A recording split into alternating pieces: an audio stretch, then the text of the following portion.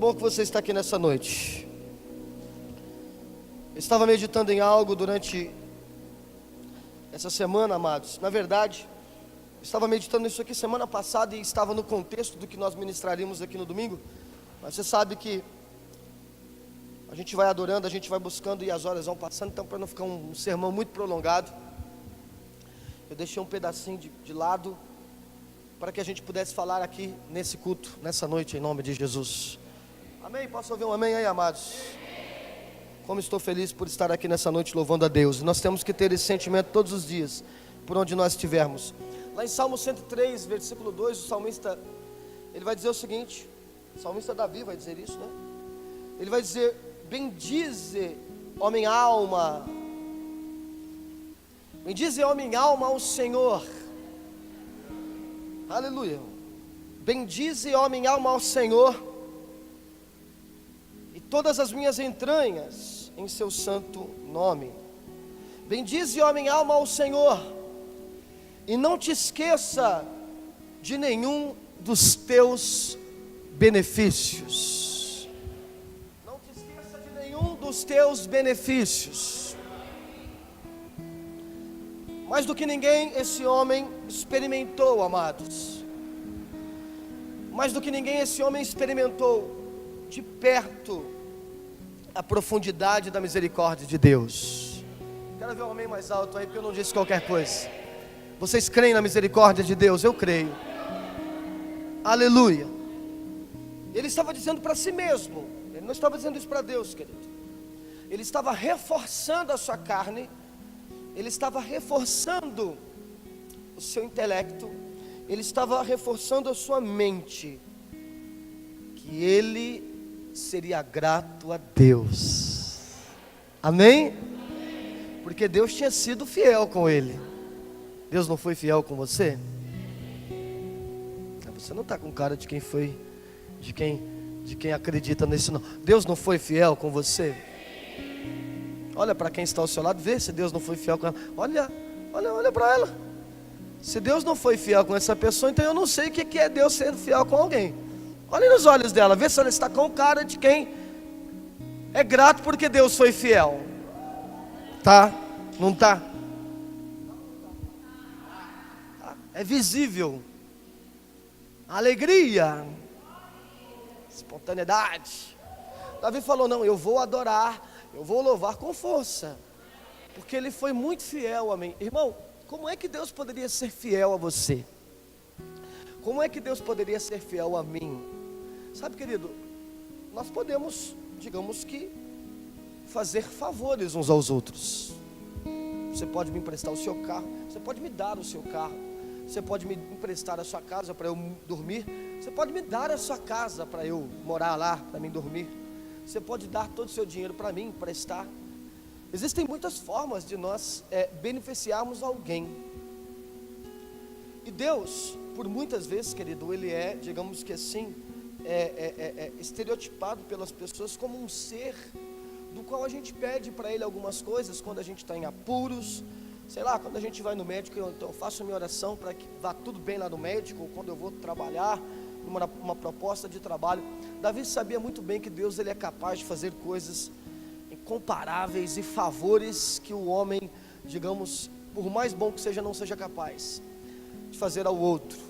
Mas não era disso aqui que ele estava dizendo. E a resposta está nos versículos aí. É Ele quem perdoa todos os pecados e cura todas as enfermidades. E olha o versículo 4, ele vai dizer: Ele resgata da sepultura a tua vida e te coroa de amor em misericórdia. Então, Davi sabia que Deus poderia fazer muitas coisas, inclusive torná-lo um rei, mas o que ele estava dizendo realmente é que a sua disposição em ser grato a Deus vinha disso aqui, no versículo 4. Deus havia o tirado da sepultura. De novo, Davi era grato a Deus porque Deus o livrara da sepultura. Eu não sei se você consegue fazer isso por alguém. Eu não sei se você tem a capacidade. Repare e olhe, observe como o homem é capaz de evoluir em quesitos tecnológicos, industriais, mecânicos, até filosóficos, intelectuais, mas ele não consegue fazer uma coisa: livrar outro homem da morte. Ele consegue até prolongar um pouquinho a sua vida, 20 anos, 10 anos, mas ele não consegue passar disso. Ele não consegue livrar ninguém da morte. Obviamente nós entendemos, querido, que não é essa morte que nós experimentamos naturalmente, que Davi estava dizendo. Porque se fosse assim, todos nós oraríamos, quando a gente tivesse 100 anos e morrêssemos, a gente era grato a Deus, porque Ele fazia a gente voltar a ter, 30 anos, ou viver 200 anos. Ele não está dizendo isso. Mas Davi, claramente, ele está fazendo o seu hino de suprema graça a Deus, porque ele sabia que um dia a alma dele experimentaria a morte, mas Deus o livraria desta morte, o levaria para algum lugar, e ele era grato a isso. O verdadeiro hino de louvor a Deus é feito nos parâmetros de Abacuque, quando ele vai dizer: olha, se as vacas sumirem dos nossos pastos, se as nossas videiras, se as nossas figueiras não produzirem o seu fruto, se todo o nosso investimento for perdido, mesmo assim, todavia eu louvarei a Deus, o Senhor da minha exaltação. Ele entendia que o motivo de louvor a Deus não estava baseado nas circunstâncias, não era pelo parâmetro do que acontece nessa terra, mas aquilo que Deus havia feito por ele. Jesus não fez qualquer coisa por mim e por você. Para a gente chegar aqui na igreja e falar: hoje eu não vou louvar a Deus porque eu não estou legal, porque eu tive um dia de trabalho ruim. Eu não vou louvar a Deus hoje, sabe por quê? Porque eu briguei com a minha esposa antes de vir para a igreja, então eu não estou legal, então eu não vou louvar Ele. Então, Jesus não tem nada a ver com o que aconteceu aqui, porque o assunto dele nunca se referiu a esse mundo. Ele deixou isso bem claro para Pilatos: diga aí, você é o rei ou não era o rei dos judeus? Ele falou: não, meu reino não é desse. Eu vim para fazer uma outra coisa que eles não entenderam. Já que nós temos a oportunidade de entender o que o povo da sua época não entendeu, então nós precisamos separar a vida cotidiana que nós temos com aquilo que Deus fez por nós, do qual ninguém faria, que é nos dar a eternidade. E o sentimento aqui é de gratidão. E se tudo que você pedisse a Deus Ele não fizesse? Lembre que algumas semanas atrás a gente chegou à concordância aqui, que muitas coisas que nós pedimos a Deus não são boas para nós.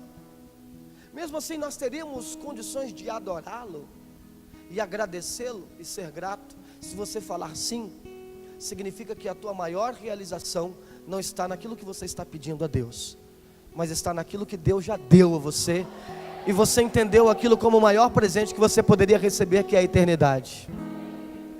A menos que nós não acreditemos nela, então não teria motivo do porquê estar aqui. Irmãos, alguém só pode ser grato se tiver memória. E o problema é que às vezes a gente não consegue desenvolver gratidão porque a nossa memória é curta.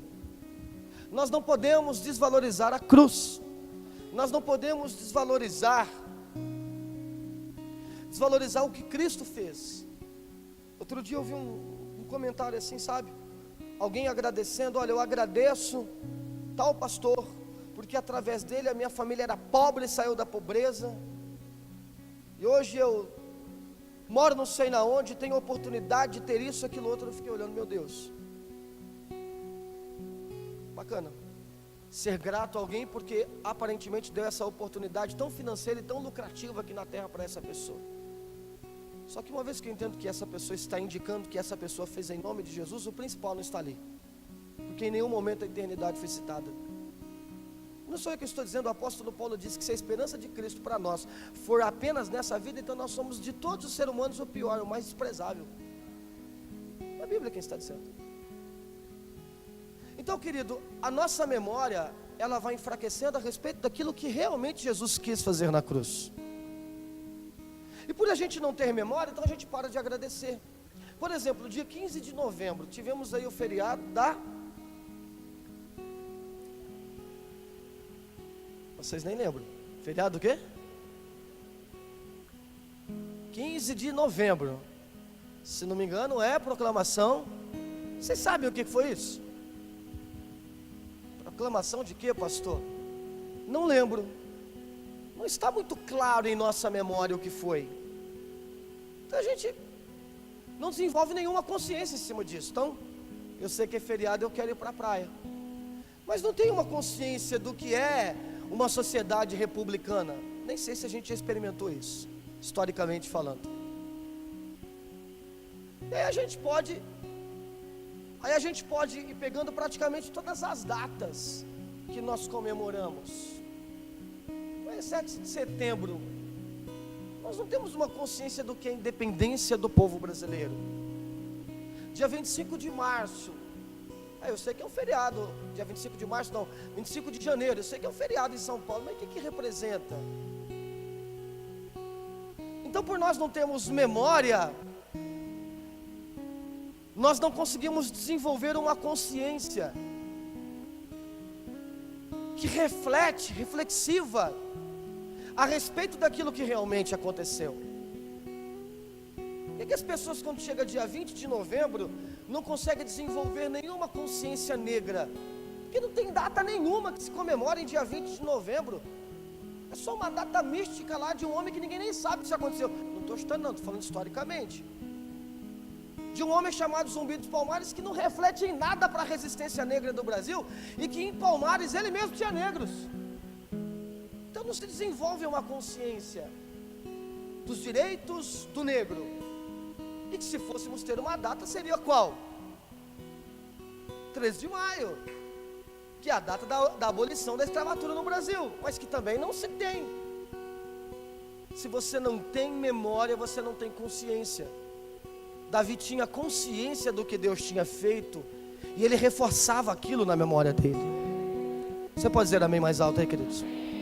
Se eu não tiver consciência daquilo que Jesus fez por mim, eu não vou conseguir desenvolver uma memória a longo prazo. Então eu perco a memória porque eu não tenho consciência, e eu perco a gratidão. E se eu não sou grato, eu não posso ser salvo.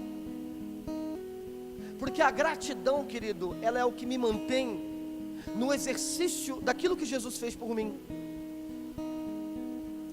Olha para mim, eu não consigo concordar com uma pessoa que sai da igreja. Eu não consigo concordar com, por exemplo, o camarada veio para a igreja, eu sou voluntário, eu quero ser um arauto do reino, vou pregar de Jesus para as pessoas. Aí ele para. Eu briguei lá com o pastor da igreja. E daí que você brigou com o pastor da igreja? Vai para outra, então se conserta, pede perdão para ele, recomeça em outra. Eu briguei com os irmãos lá, então pede perdão para eles. Se pediu perdão realmente, continua lá ou procure outro. Mas eu não consigo entender um cara que fala assim: abandonei o meu chamado. Para mim esse cara não é grato. Para mim o que Jesus fez para ele não foi suficiente. Irmãos, eu vou falar pessoalmente, para mim, Carlos Machado. Eu desejaria a morte para a minha vida, respeitando minha esposa que está aqui na frente com meu filho, mas eu desejaria a morte para mim mesmo, com toda a sinceridade que eu tenho em Cristo aqui, com todo temor, irmãos. E se eu estiver mentindo, que Jesus me leve hoje. Mas eu desejaria a morte para a minha vida se um dia eu parasse de pregar o evangelho por algum motivo que não fosse a perseguição. Alguém me matou, alguém me prendeu, mas tipo assim, ele arrumou um emprego melhor. Tipo assim, ele descansou. Porque se eu tenho memória, consciência que Jesus fez algo por mim que ninguém podia fazer, irmão, eu tenho que ser eternamente grato. E eu não posso nenhum momento permitir que a minha alma pare de bendizer a Deus por aquilo, por aquele benefício que Deus deu a mim. Repare como que um dos assuntos mais em pauta no Brasil, na sociedade hoje, são o quê? Os benefícios. Os benefícios sociais. Não corta o Bolsa Família, não pode diminuir a idade da aposentadoria. São benefícios que a sociedade tem, mas são benefícios que só duram enquanto eu vivo.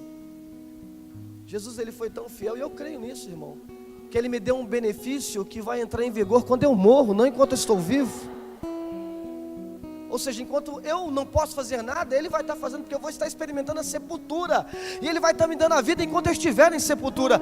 Quando os meus ossos não puderem se mover, quando as minhas mãos não puderem se mover, quando a minha voz não estiver em plena atividade, quando o meu corpo não puder fazer mais nada, entra em atividade o Espírito Santo dele por mim, me dando vida enquanto eu estiver morto. Quem pode me dar tal benefício? Ninguém. Então, enquanto eu estou vivo, eu quero com a minha alma bendizer. A gente tem usado tanto essa frase aqui na igreja: gastar os meus dias enquanto eu estiver vivo, falando daquilo que Ele fez por mim. Amém? Quando não há essa consciência de gratidão, quando não há memória, o que Jesus fez na sua vida? Quem era você? O que era você? O que você pode se tornar sem Jesus? O que você pode se tornar, irmão, sem Cristo na sua vida? Você para pensar nisso? Ou você acha que não, eu sem Jesus, beleza, vai ser tudo igual, vai ser maravilhoso, será? Compare as pessoas, a gente precisa comparar as que estão sem Cristo e as que estão com Cristo. Estou falando as que estão com Cristo genuinamente, não estou dizendo que estão na igreja não, porque tem gente que está na igreja que está pior que aquelas que estão lá fora, não é verdade, gente? Então é genuinamente aqui, amém? Participe aí, meu irmão, amém? Compara. Então a gente não consegue, por não ter essa consciência do benefício, a gente não consegue desenvolver o quê? Um coração inclinado ao temor. Deixa eu contar uma história para você. Há 740 anos mais ou menos antes de Cristo, tinha um reino chamado Assíria, do rei Senaqueribe. Pensa, claro que nessa época ainda não tinha um rei Senaqueribe. Pensa num lugar terrível. A capital desse lugar é uma cidade muito conhecida, Nínive. E a Bíblia diz que, a Bíblia vai falar em Naum, que era uma região que eles eram conhecidos como o Covil dos Leões, porque eles eram extremamente bárbaros, mas bárbaros mesmo. E Deus mandou um profeta lá. Qual profeta? Isso, mostra que vocês leem a Bíblia. Qual profeta Deus mandou lá, irmãos? Jonatas. Não vai errar não vou tomar um cascudo. Jonas. E aí você conhece a história, ele profetizou. Só que a Bíblia vai falar que o povo se arrependeu. É tão interessante isso, porque quando a gente observa, irmãos, o relacionamento de Deus com o povo de Nínive, era inimigo do povo de Israel, mas Deus queria abençoar até o inimigo. Não é à toa que o próprio Senhor Jesus vai dizer: ore pelo inimigo. Porque se Deus está mandando a gente orar pelo inimigo, é porque o desejo de Deus também é abençoar o inimigo, né? E Deus vai lá e misericordiosamente perdoa o povo de Nínive. E o que acontece? E aquele povo cai na graça de Deus. Só que aquele povo não desenvolveu em suas gerações uma consciência de temor a Deus. E aí as gerações posteriores voltaram a ser pessoas impiedosas, sanguinárias, e fizeram pior do que as outras gerações. Tanto é que até o povo de Nínive, agora sim através do seu rei Senaqueribe, invadiram Samaria, os territórios do norte, e destruíram Israel, e foram também em Judá. E aí tem aquele caso do rei Ezequias, que ele fecha as tapas lá, as fontes de água, e Deus dá livramento, e o exército de Senaqueribe enfrenta uma vergonha, mas depois ele consegue invadir Judá também. 150 anos depois, Deus levanta um outro profeta, Naum, para profetizar contra quem? Contra Nínive. E a profecia dele vai dizer assim, ó: não há remédio para a tua ferida, a tua chaga é incurável, todos os que ouvirem a tua fama baterão palmas sobre ti, porque sobre quem não passou continuamente a tua maldade. Então Deus fala assim: olha, vocês foram mal com todo mundo, e não tem jeito para vocês. Eu mandei o profeta, 150 anos atrás, eu mandei Jonas, ele profetizou. Os pais se arrependeram, não desenvolveram uma consciência de arrependimento, não passou isso para o filho. Aí vocês voltaram a fazer pior e invadiram até a terra do meu povo, do povo hebreu, destruíram tudo. E aí Deus condenou aquele povo a ser envergonhado. E aí 40 anos depois vem o Império Babilônico e conquista e destrói Nínive e consome o Império Assírio. Um povo que teve a oportunidade, mas não conseguiu desenvolver o quê? Temor ao Senhor. Uma das grandes preocupações de Deus para o povo hebreu era essa: vocês precisam passar para os seus filhos o que vocês conhecem. O Talmud é isso, seguidor. Chamar, ensinar a lei de Deus para uma criança do tamanho do meu filho de 10 anos. Um judeu praticante, na idade dele, ele já sabia praticar os mandamentos de Deus. Ter essa preocupação de passar essa consciência do que é ser servo de Deus. Nós temos feito isso. A gente falou da sociedade, que a sociedade não consegue transmitir valores um para outra. Repara como os valores eles vão mudando de uma sociedade para outra. Não há uma tradição em passar os valores. E cristianamente falando, a gente consegue fazer isso? Passar os nossos valores, promover a manutenção de uma consciência grata, em benefício àquilo que Jesus fez por nós. Porque se a gente não consegue fazer isso, o temor ao Senhor, ele desaparece. E aí a Bíblia vai dizer, em Salmo, que o temor ao Senhor, Salmo 11, é o que, irmãos? Fala para quem está ao teu lado aí, irmão, você precisa ler mais a Bíblia, porque você está ruim demais. O que você está lendo? O temor ao Senhor é o que? É o princípio da sabedoria, não fala isso? Pela madrugada. Quem está vivo hoje aí, irmãos? Estou perguntando, quem está vivo aí hoje, irmão? Fala, Zé Nilton, quem está vivo hoje aí, irmão? Dá um amém aí. Você parece que tomou uma surra no trabalho hoje, irmão. O que é isso? Está parecendo jogador de futebol americano no final da partida, tudo arrebentado. Hoje eu vou bater em vocês mais que mãe nervosa, hein? Então se prepara aí. Vamos lá. Vamos ler a Bíblia. Tem que conhecer o versículo. Salmo 11. Amém? Quem está vivo aí? Tá mal, hein, Hilton? Vocês precisam parar de dar Red Bull para mim antes de entrar no culto. Eu entro com muita vontade. Diz assim, Salmo 11, versículo 1. Vamos ler o versículo 1. Bom, aqui está na tradução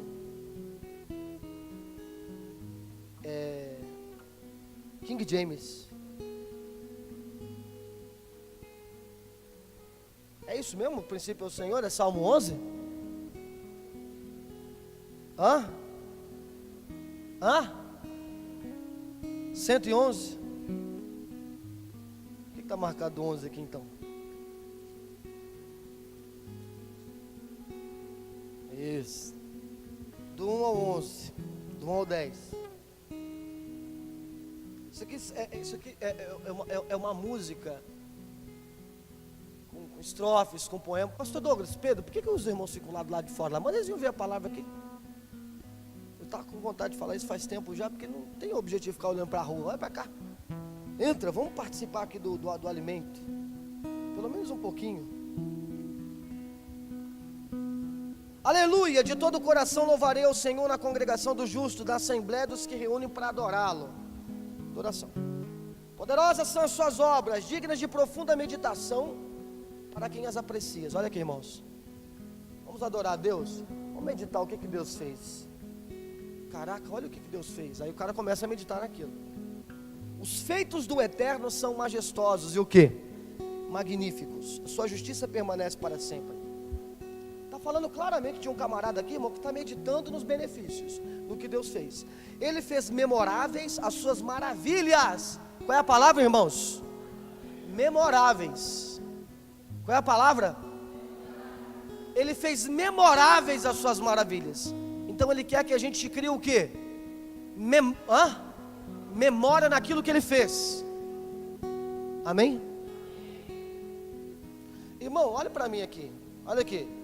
A gente não precisa usar como exemplo o paganismo para falar que o Natal é do capeta, porque todo mundo esqueceu de Jesus e lembra do Papai Noel. Todo mundo sabe, qualquer cristão com um pouquinho só de instrução bíblica, em escola bíblica, sabe que Jesus nasceu em dezembro. e que o Natal é apenas uma festa que foi promovida por Constantino para poder alinhar com as festas pagãs que havia do solístico de verão, de inverno, ao Deus Sol. Então a gente não precisa ficar apontando para o ímpio para falar que o Natal o povo perdeu a memória que é Jesus. A gente precisa olhar para a igreja e ver como a gente faz culto de prosperidade, culto de família, culto de casamento, culto de jovens, culto de adolescente, culto de tudo. E Jesus tem ficado de uma forma secundária.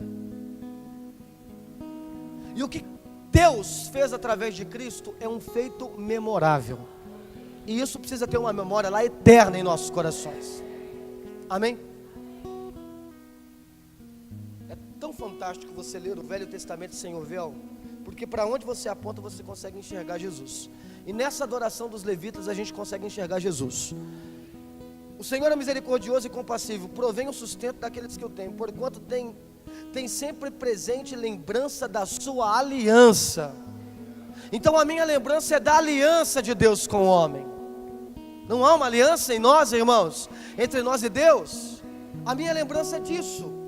Revelou o seu povo as suas obras grandiosas, confiando-lhe a terra, as terras das nações. As realizações de suas mãos são verdadeiras e justas. Os teus ensinamentos merecem absoluta confiança, são firmes para sempre, a fim de serem cumpridos fiel e retamente. Ele trouxe redenção ao seu povo santo, promulgou para sempre a sua aliança. Então não fala da aliança de Moisés aqui, mas da aliança de Jesus, porque a aliança de Moisés ela não é para sempre, ela termina em Cristo, e aqui está falando de uma aliança eterna. O seu nome é santo e inspira temor. O temor do Senhor é o princípio de toda a sabedoria. Todos os que cumprem os seus preceitos demonstram bom senso. Ele será louvado por toda a eternidade.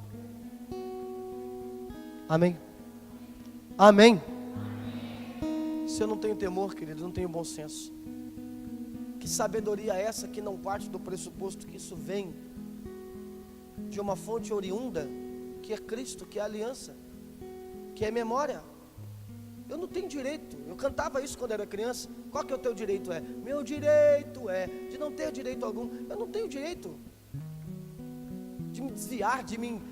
Eu estou fraco, de me entristecer. Estou triste. O que é isso? Vamos meditar um pouquinho. O que ele fez por mim? Os feitos dele estão aqui. O que eu passo nesse mundo está aqui. Paulo disse, é incomparável. Então não vou nem colocar em questão de comparação. Quando eu vejo, vamos comparar Jesus com alguma coisa, vamos falar de Jesus com filosofia, Jesus com Nietzsche, Jesus com Paul Sartre, vamos falar de Jesus com Freud, vamos falar de Jesus com Mahatma Gandhi. Filho, eu não vou nem cair nesse jogo de comparação, porque ele é incomparável. O que eu acredito que ele fez por mim, ninguém fez. E a minha alma é grata a isso. Eu posso discutir essas outras coisas nesse campo, mas comparado a Jesus, eu não coloco ele no mesmo barco que ninguém. E a minha alma sabe disso e ela canta, ela vive isso. E por isso eu encontro motivo para desenvolver o quê? Temor. Lá em Gênesis capítulo 39, versículo 9, tinha uma mulher que estava tentando incitar José. Tinha uma mulher que estava tentando fazer com que José caísse, seduzindo, deita comigo. Ninguém vai ficar sabendo do nosso caso, do meu caso extraconjugal com você. Você é solteiro, você não está preso com ninguém. Vamos ter um lance, vamos ter um namoro. E ele chega para aquela mulher e diz assim: olha, o meu Senhor me colocou em plena autoridade nessa casa, não me negou nada a não ser a senhora. Então havia um limite que o Senhor dele tinha colocado, que era a senhora sendo esposa dele. Há regras impostas pelos homens aqui, eu não quero desrespeitar isso. Amém, querido? Deus não é um ser que nos coloca numa legislação eterna e não nos coloca em plena harmonia com uma legislação diante dos homens. Falei assim, não, se vai ferir o meu próximo, eu vou ferir a legislação de Deus.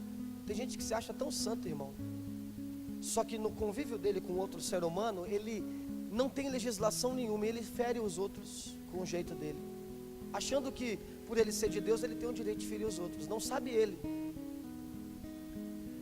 que se fere o próximo, fere a Deus também. José vai olhar para a mulher, como é que era o nome do cara mesmo? Era o Potifar, esposa do Potifar, e vai dizer assim, ó, sendo assim, como eu poderia cometer algo tão perverso com o meu Senhor e com o meu Deus? Qual é o nome disso? Temor.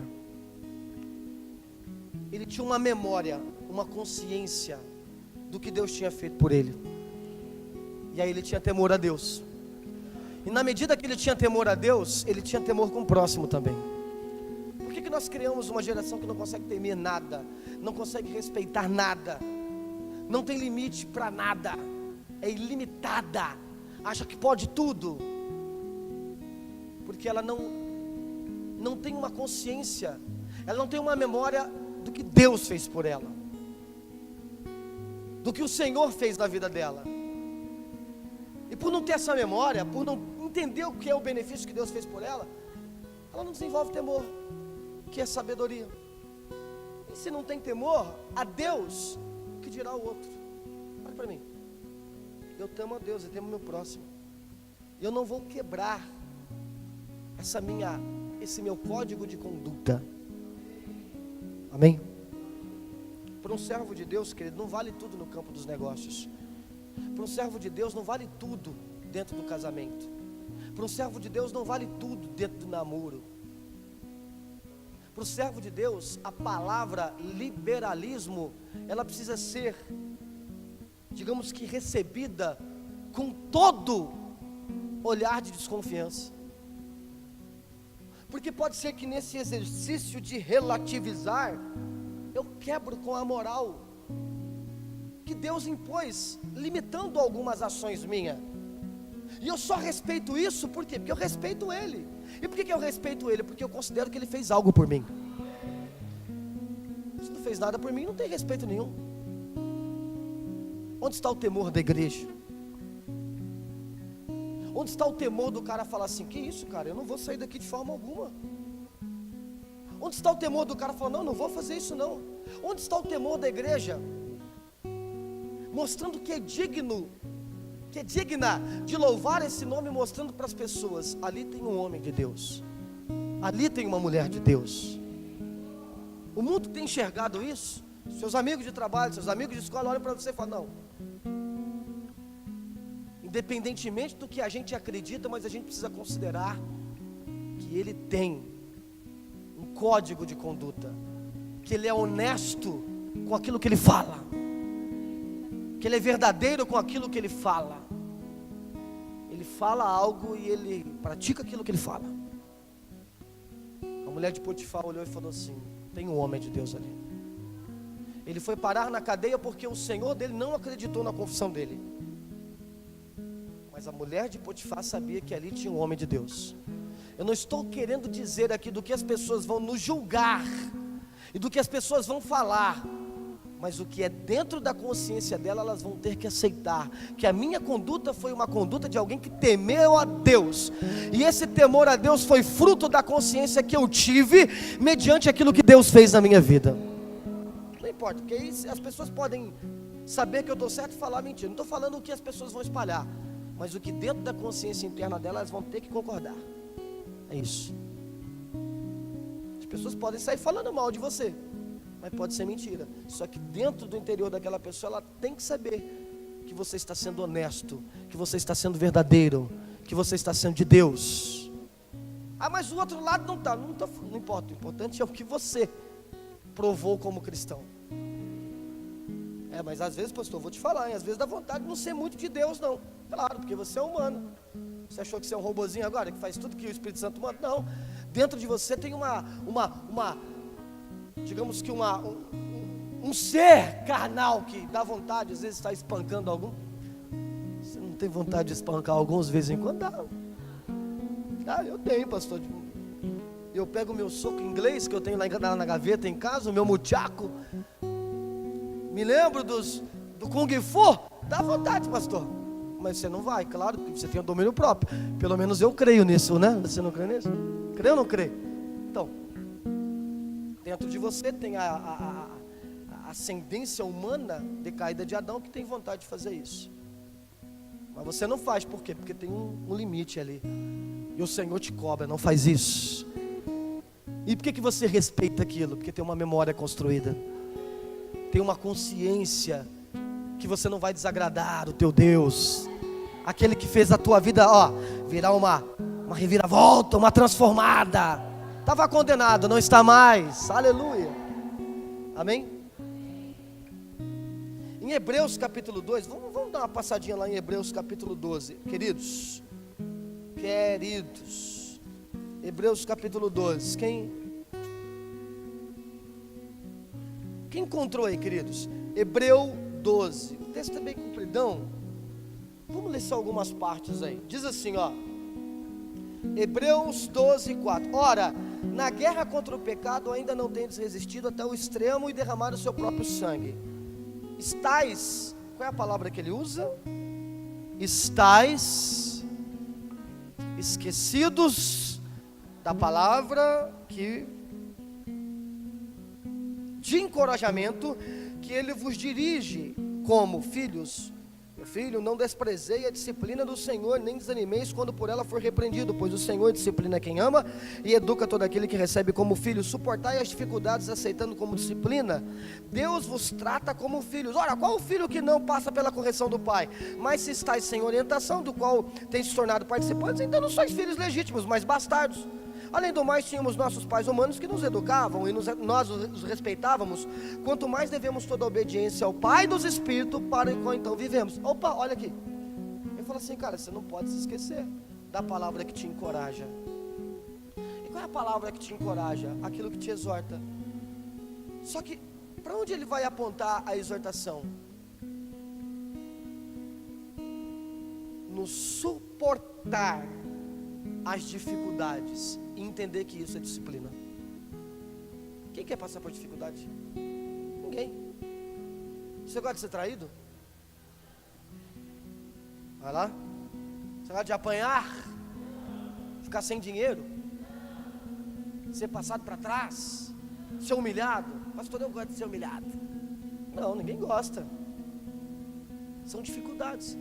Só que o texto está dizendo que nessas dificuldades que nós passamos, e são muitas, nós aprendemos algo: suportar. E enquanto nós estamos suportando, é porque nós estamos aceitando a dificuldade como disciplina, porque ela prova o nosso temor ao Senhor. Então, vamos lá, você vai entender melhor agora. O cara foi lá e treinou vamos pegar um exército aí qualquer, exército brasileiro, lá nas Agulhas Negras, é a aeronáutica, né? Então ele treinou lá na aeronáutica. Então agora ele vai passar pela prova daquilo que ele foi treinado. E ele suporta os desafios porque ele foi treinado. Querido, Cristo não fez qualquer coisa em você. Vou falar de novo para você falar um amém com bastante vontade em nome de Jesus. Vamos lá. Cristo não fez qualquer coisa por você. Ele tirou você das trevas e trouxe para a luz, é o que o apóstolo vai dizer. Ele garantiu a você o Espírito Santo. E aí você está dentro, contido nessa expectativa, nesse convívio. Aí vem os desafios da vida. Os desafios da vida vão provar se realmente você aceitou o que Cristo fez na sua vida, ou se você não. Vamos quebrar essa lei aí, vamos quebrar esse temor ao Senhor e vamos fazer diferente. Não vamos suportar isso aí não. Não vamos passar por isso aí não. Vamos pelo jeitinho brasileiro. Vamos dar uma traída, vamos dar uma pecada, vamos dar uma mentira, vamos dar uma enganada. Temor ao Senhor, consciência, memória, o que Jesus fez. Estou preparado, sou um soldado. Na luta contra o pecado, vamos derramar o que? O sangue. Então vamos lá, vamos nos manter de pé. Mas a aprovação, mas é a luta, mas é a dificuldade. Não, isso está provando o meu caráter. Isso aí está me melhorando. É isso. Olha para mim, alguma coisa vai aparecer no teu coração e vai soprar no teu ouvido e falar assim: você não precisa disso aí. É só porque você é crente.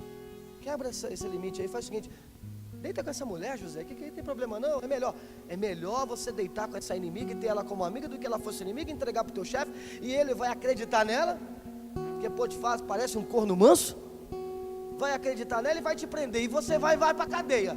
e aí os seus irmãos te venderam como escravo, você vai viver eternamente escravo. Você está aqui, na boa.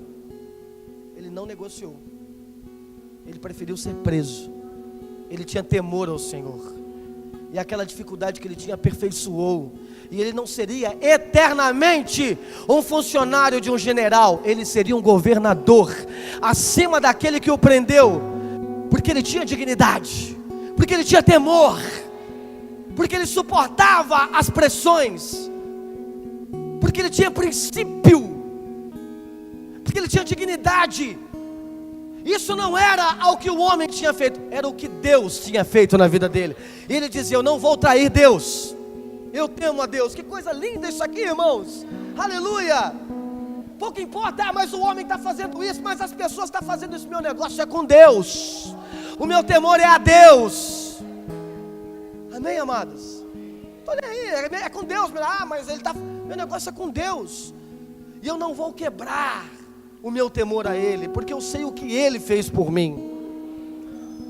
E isso que eu estou passando, que às vezes é desafiador, são provas que me aperfeiçoam, que promovem disciplina em mim. Não vou me esquecer. Não vou me esquecer desta palavra de encorajamento. Sabe onde esse comportamento te mete, irmão? Te coloca na condição de dependência. Davi estava lá no seu trono, e ele estava tendo muitas vitórias, e ele falou: quer saber?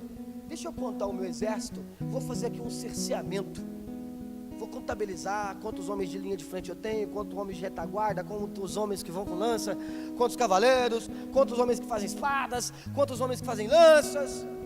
Preciso ver aqui como é que está o meu exército. Alguma pessoa encarou aquilo de uma forma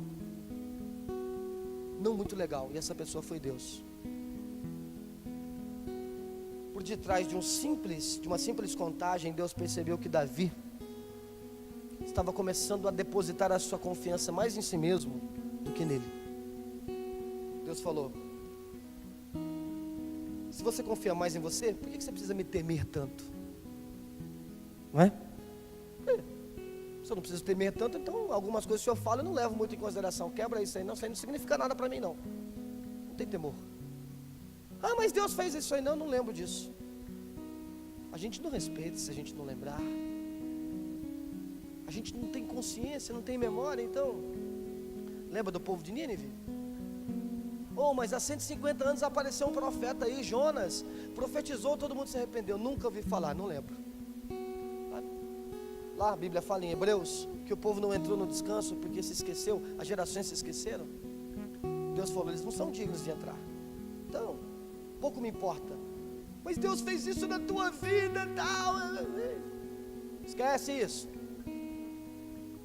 Davi estava começando a ficar assim, tirando a dependência dele de Deus e pondo em si mesmo. Deus chamou um profeta e falou: vai lá e fala para ele que ele pecou contra mim. O que é que ele prefere? Se ele prefere fome, cair na mão dos inimigos, ou se ele prefere ficar um dia só, passando por uma grande aflição nas minhas mãos. E é por isso que a gente entende Davi como um homem que tinha o coração segundo de Deus, porque ele manda essa resposta para Deus: é terrível a minha aflição, contudo, prefiro cair nas mãos de Yahvé, o Senhor, porquanto é grande a sua misericórdia, do que ser vingado pelos homens. Aleluia. Aí ele vai dizer assim: então Deus vai me castigar, né? Vai mandar fome. Então Deus vai trabalhar no meu coração, né? Não vai ser fácil, né? Mas eu prefiro cair na mão dele, porque eu sei que ele é misericordioso. E os homens não são misericordiosos. Qual é o nome disso, pastor? Dependência. E aí você vem aqui na igreja e ouve o salmista dizendo assim: ó, bendize a minha alma ao Senhor, e que a minha alma não se esqueça de nenhum dos seus benefícios. Bom para mim é depender só do Senhor. Não sei o que está acontecendo na tua vida, mas dependendo do que estiver acontecendo, vai depender de Deus, irmão.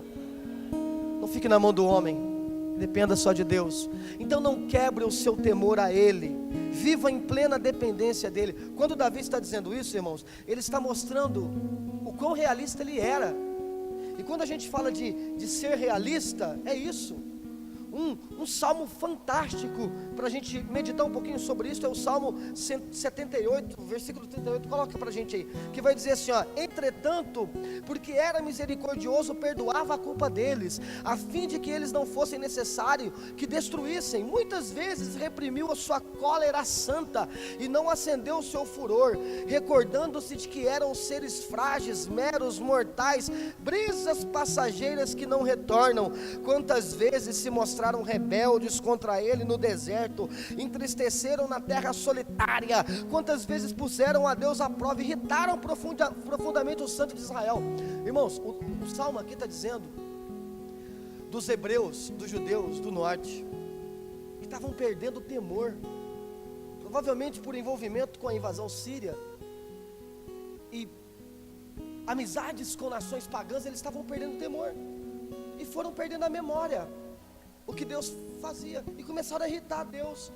E a Bíblia diz que Deus reprimia a sua ira e dizia: não vou destruir eles porque eu amo eles. Mas eles ficavam ali irritando a Deus com o comportamento deles. E Deus dizia: não, eu não vou fazer nada contra eles porque eu amo o ser humano. E eles, com comportamento imbecil, ignorante, rebelde, humano, ficavam irritando Deus. E o texto está dizendo assim: olha, eles não se recordavam o quão frágil, mortais, brisa passageiras eles eram. Sabe qual é o nome disso aqui, irmão? O homem precisa ser mais realista. E o que é ser realista na ótica de Davi? Filha, eu prefiro ficar na mão de Deus. Eu vou confiar em mim, homem? Olha para mim. Nosso problema é confiar demais na gente. Você confia demais na sua santidade. Você confia demais que você é muito espiritual, muito certo, muito moralmente correto. E nessa de confiar em si mesmo, Davi perdeu a memória do que Deus tinha feito e falou: deixa eu contar meu exército aqui para ver quão poderoso eu sou. E começou a confiar nele. Graça a isso, irmão. É você bater no peito todo dia e dizer: eu sou pecador. Eu lembro que eu disse aqui outro dia na igreja: eu acho que a gente tinha que mudar o nome da nossa igreja para Comunidade de Pecadores. Mas se a gente meter uma placa aí na porta da igreja: aqui é uma comunidade de pecadores, vai espalhar todo mundo em Guarulhos, no Brasil inteiro. Tem uma igreja que chama Comunidade de Pecador, como se isso não fosse verdade, como se a gente não tivesse que assumir isso para a nossa vida, entender que nós somos fracos, pecadores, e nós precisamos nos lembrar do que Jesus fez, para nos mantermos em dependência, irmãos, dele. A única forma de eu me manter em dependência de Deus é entender que eu sou pecador. Outro dia eu falei aqui na escola bíblica: se vocês vivessem nos dias de Jesus, você acharia que você seria uma daquelas pessoas que mandaria crucificar Jesus? No início todo mundo começou a falar: não, o que é isso? Não é a pergunta que se faz, não, o que é isso? Eu falei: irmãos, essa é a única forma de entender que eu sou pecador. A única forma de chegar à conclusão que eu faria, cairia no mesmo erro que eles caíram, porque eu não sou diferente deles. Aí todo mundo falou: verdade. Porque se eu começo a achar que eu sou muito diferente da geração de Jesus, eu sou arrogante, sou prepotente, tão religioso como eles. Irmão, não se esqueça dos benefícios. Não se esqueça que você é homem, frágil, pecador, e Jesus fez algo por você, e você jamais vai se esquecer do que Ele fez. E é essa memória que produz dependência, é essa memória que produz temor, é essa memória que faz você olhar para você e falar assim: filho, você é ser humano, e não pode viver aí como bonitão não, como a última bolacha do pacote, né? E pode tudo e consegue, tu consegue nada. Você não é um super-homem, filho, não existe, esquece a ideia de Nietzsche, não existe super-homem. O homem não progrediu em nada, mesmo tendo as suas evoluções em várias esferas. Ele continua sendo podre, ele continua sendo pecador, ele continua sendo decaído. Em nossas preocupações a gente não consegue colocar nem 1 centímetro na nossa estatura, não conseguimos fazer nada. Então nós precisamos chegar a uma conclusão: eu sou uma nuvem passageira, eu estou em dependência de Deus. Amém? Isso é ser realista, depender de Deus. Essa é a minha realidade hoje. Amém? Às vezes eu acordo e falo: hoje eu vou resolver isso, e eu vou fazer acontecer e tal, e eu vou que vou, e eu vou que vou. Não. Tiago 4, joga Tiago 4 na veia aí todo dia antes de sair de casa. Você vai fazer o quê? Eu vou fazer isso, eu vou fazer nada. Primeiro eu vou orar, e se Deus quiser eu vou, e se Ele permitir eu farei, e se for da vontade dEle vai profetizar, porque do contrário eu vou falar igual a Moisés: eu não vou sair daqui se a tua presença não for comigo. Porque a minha memória é essa, se lembrar sempre do que Deus fez na minha vida. O que Jesus fez na cruz, irmãos, não pode ser mais um 15 de novembro. Não pode ser mais um 13 de maio, um 7 de setembro. O que Jesus fez na cruz não pode ser só mais uma data que a gente nem tem mais significado. Cuidado para não cair no erro do povo de Nínive, do povo de Samaria. Por isso Deus falou para Josué: medita nessa lei de noite, não esquece isso aqui não, fica reforçando. Eu gosto de estudar muito história, tem coisas que eu esqueço, às vezes falo, nossa, aí eu vou lá, estudo e reforço. Uma forma bacana que eu tenho para estudar é dar aula. Então eu começo a falar de marxismo, eu vou estudando e eu não esqueço aquilo, reforça. Se eu faço isso com a minha vida, eu vou fazer isso com a minha vida espiritual também. Vou reforçar o que Cristo fez por mim, quem eu era e quem eu sou agora. Quem crê nisso em nome de Jesus? E aí, para terminar, o que a gente vai gerar em nós, irmãos? Gratidão. Aí a gente cai lá no início. Não vou me esquecer de nenhum dos benefícios. Aí, olha o Salmo 8 aí. Vê para mim, irmão, se isso aqui não é bonito. Vai, vê para mim aí. Se isso aqui não for bonito, irmão, meu nome não é mais Carlos. Se isso aqui não for bonito demais, a partir de hoje eu vou ter outro nome. Vou me chamar, sei lá, Suzana. Olha aí, Salmo 8. Ó, Salmo 8:1. Amém? Achou? Achou, Gleice? Então tá bom.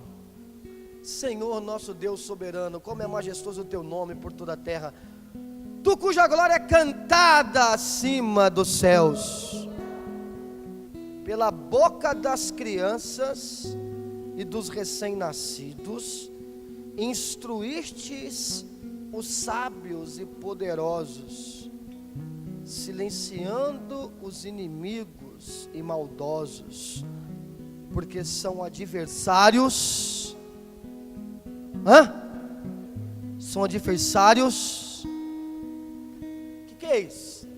Isso aqui é messiânico, irmão. Como é que é esse negócio aí?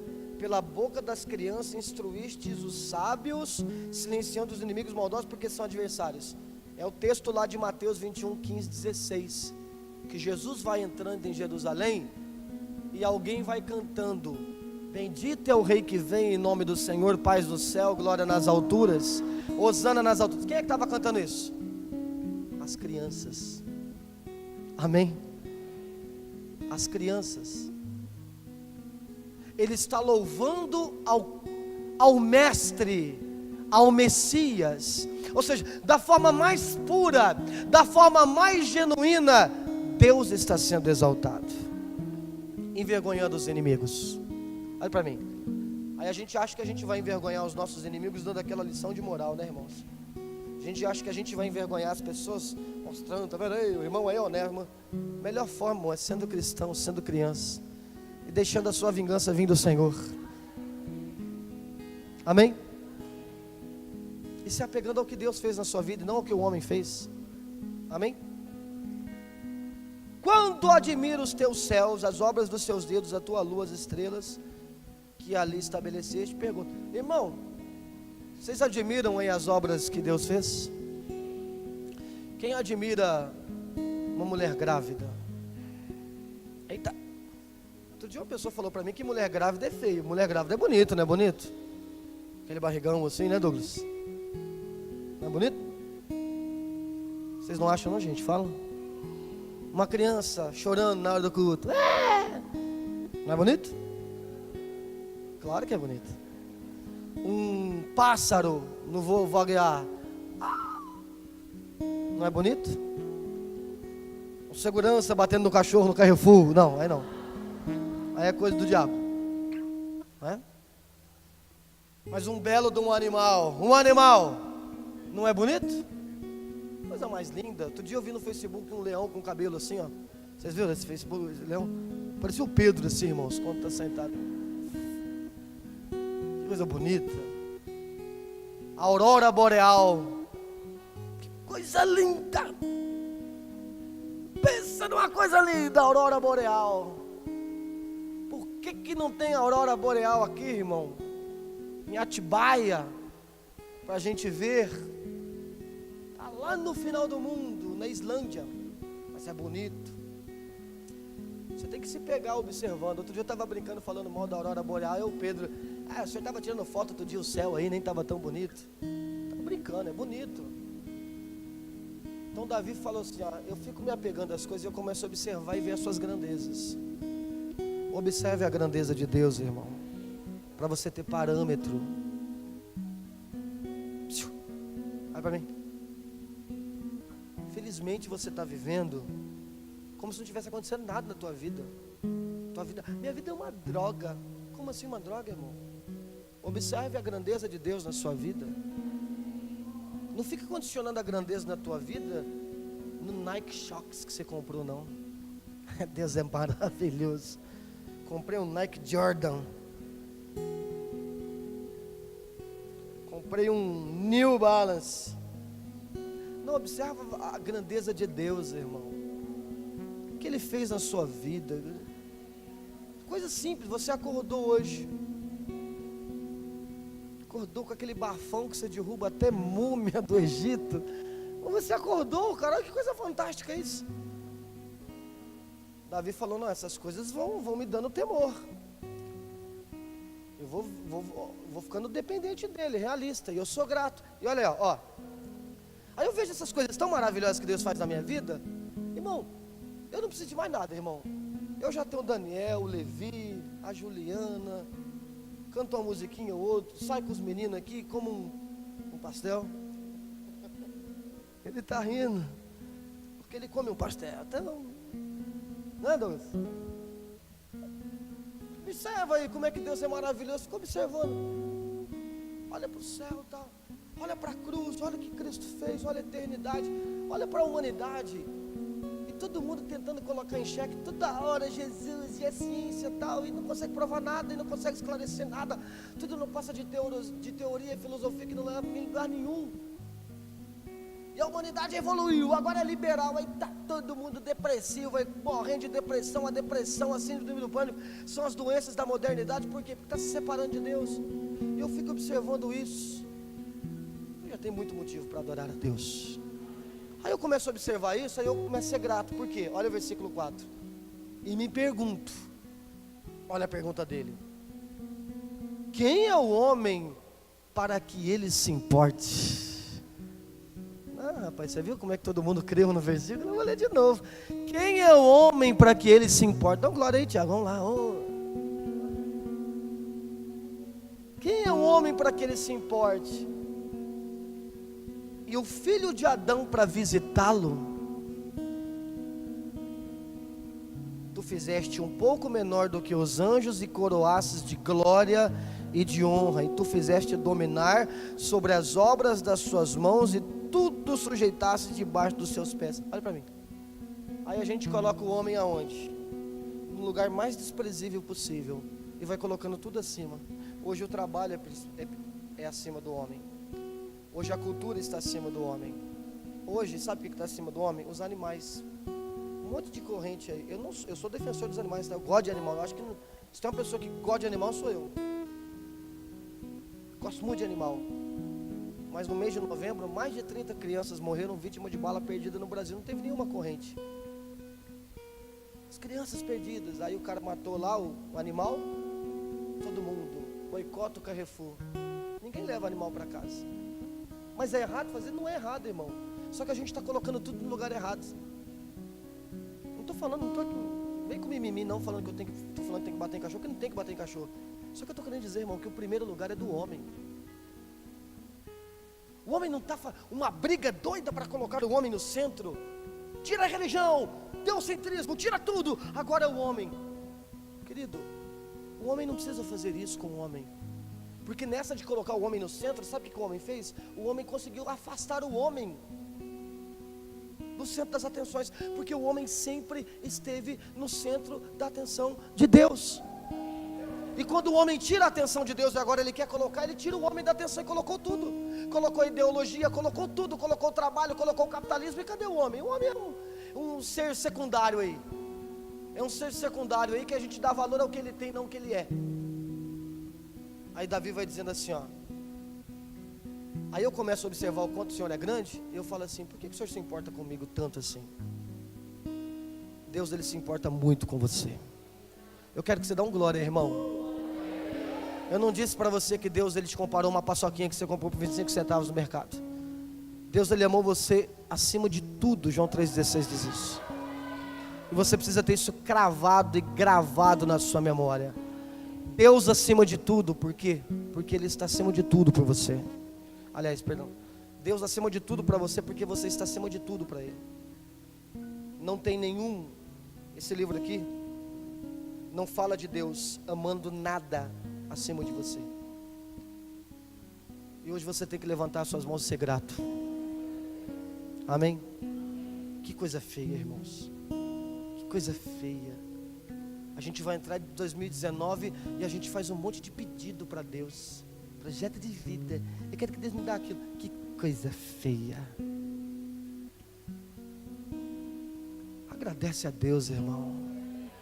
Olha quanta coisa Ele tem feito. Não se esqueça dos benefícios. Como é que Ele vai me dar? Pouco importa, já está bom o que eu tenho, irmão. Já me deu 2 bração fortes aqui. Ó, os bração fortão. Então vamos trabalhar, vamos ganhar a vida. Já colocou eu no centro, então vamos lá. Ele me ama, eu sou o centro da atenção dEle. Então vamos ter temor a Ele, dependência a Ele, viver essa realidade que eu não sou nada sem Ele. Amanhã você vai começar um dia diferente. Amanhã vai ser a sua segunda-feira. Está tão desanimado, nada está acontecendo na minha vida. Como não está acontecendo nada na tua vida? Jesus está com você lá, caboclo. Você está desprezando o principal, que é o fôlego de vida, que é o Espírito Santo que está ali com você. Mas é porque as coisas estão acontecendo e são provas. Você está trabalhando para que você mostre o quanto está sendo aperfeiçoado por Ele, o quanto Ele está cuidando de você. Aleluia. Ele se importa muito com você. Não desvalorize isso. O título da nossa ministração aqui é Memória Curta. E aí? Vai perder de memória o que Jesus fez na sua vida? Não perca. Porque Ele não fez qualquer coisa por você. Tenha gravado na sua memória. Faça um memorial. Isso aqui é lindo, irmãos. Para terminar, diga comigo, memorial. Mais alto. O que é memorial? O que é memorial? Lembrança. Tudo bem, japonês? Está lá o memorial aos bandeirantes. Então vamos lembrar o que eles fizeram. Faça do seu coração um memorial. Quando o povo estava entrando na terra prometida, Deus falou assim: manda eles pegarem 12 pedras. Josué 4:6. Mas e se perguntar que pedraiada é essa aí que vocês colocaram em volta do altar na arca? Para que todos saibam que essas pedras representam um memorial para os filhos de Israel. Ou seja, eles vão mostrar para todo mundo o que Deus fez na vida deles. Qual é o nome disso? Memória. Qual é o nome disso? Lembrança. Consciência. Eu não saio desistindo fácil, porque eu tenho memória do que eu sou, do que Ele fez na minha vida. Aí tem um cara que está lá de boa, em Cesareia de Filipe, e aí Jesus vem com uma pergunta: que misericórdia, quem é que vai responder agora? O que eu sou para vocês? E Pedro diz assim, ó: tu és o Cristo vivo. Irmão, dá uma glória aí, pelo amor de Deus. Tu és o Chapolin Colorado? Vamos lá, tu és o Cristo vivo. Calma, Daniel, ele fica empolgado, né? Tadinho, coisa mais linda. Menino de pai. Tu és o Cristo vivo. Jesus falou: opa, para as máquinas, para. O que você falou, Pedro? Tu és o Cristo vivo, Filho de Deus. Deus olha para ele e diz assim, ó: da mesma maneira